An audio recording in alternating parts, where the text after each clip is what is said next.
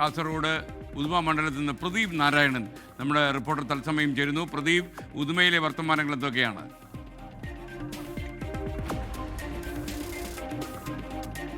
തീർച്ചയായും സംസ്ഥാനത്തെ മറ്റു മണ്ഡലങ്ങളിലുള്ളതുപോലെ തന്നെ കാസർഗോഡ് ജില്ലയിലാകെയും തെരഞ്ഞെടുപ്പ് ആവേശം അതിൻ്റെ പാരമ്യത്തിലാണ്. ഞാനിപ്പോൾ നിൽക്കുന്നത് സംസ്ഥാന നിയമസഭയിലെ 3-ാം നമ്പർ മണ്ഡലമായ ഉദുമയിലെ ബേക്കലിലാണ്. ഇവിടെ ഗോൾഡ് ഹിൽ ഹദ്ദാദിൻ്റെ ഫുട്ബോൾ ടൂർണമെൻറ്റ് ഫൈനൽ നടക്കുന്ന സ്ഥലത്താണ്. അതുകൊണ്ട് തന്നെയും ജില്ലയുടെ പല ഭാഗങ്ങളിലെ വോട്ടർമാരെ നമുക്കിവിടെ നേരിട്ട് കാണാൻ കഴിയും. എന്തായാലും ജില്ലയിൽ വീറും വാശിയും നിറഞ്ഞ പോരാട്ടം നടക്കുന്ന ഒരു മണ്ഡലമാണ് ഉദുമ എന്ന് പറയുന്നത്. സിറ്റിംഗ് MLA CH കുഞ്ഞമ്പു LDF-നായി രംഗത്തിറങ്ങുന്നു.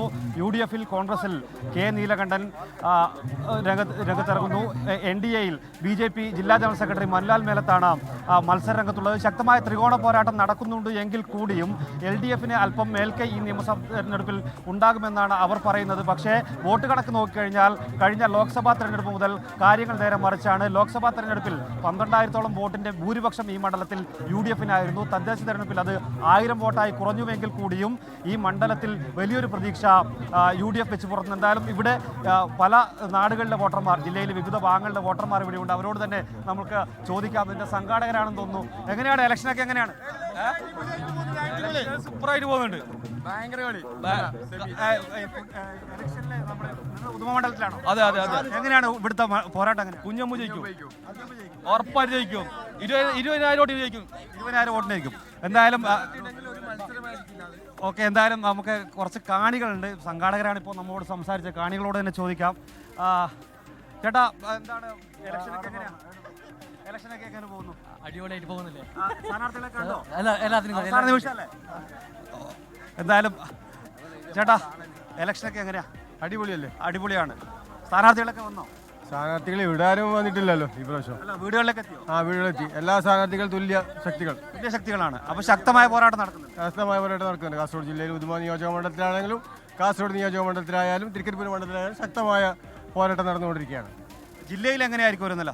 ജില്ലയിൽ പിന്നെ ആധിപത്യം ആർക്കെന്ന് പറയാൻ പറ്റില്ല, തുല്യ ശക്തികളാണ്. എന്തായാലും അങ്ങനെയാണ്. ആധിപത്യം ആർക്ക് എന്ന് പറയാൻ പറ്റില്ല എന്നാണ് വോട്ടർ പറഞ്ഞത്. ജില്ലയിൽ ഇതുവരെയുള്ള സ്ഥിതി എന്ന് പറയുന്നത് 2 സീറ്റുകൾ UDF, 3 സീറ്റുകൾ LDF, അങ്ങനെയാണ്. ചേട്ടാ, എങ്ങനെയാണ് ഇലക്ഷന്റെ ചൂടൊക്കെ ഉണ്ടോ? ഇലക്ഷന്റെ ചൂട് പറഞ്ഞാൽ നമ്മളെ കോൺഗ്രസ് ഇതാ പുഷ്പം പോലെ ജയിക്കും.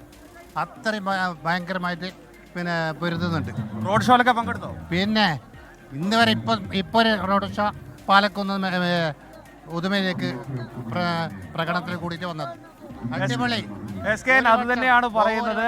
ജില്ലയിൽ വോട്ടർമാർക്ക് അവരുടെ ആവേശം, ഇലക്ഷനൊപ്പം ഫുട്ബോളിന്റെ ആവേശത്തിലാണ് ഇവിടെയുള്ള ആളുകൾ എന്ന് പറയുന്നത്. ആ ആവേശത്തിൽ തന്നെയാണ് അവർ മറ്റന്നാൾ പോളിംഗ് ബൂത്തിലേക്ക് പോകാൻ പോകുന്നതും.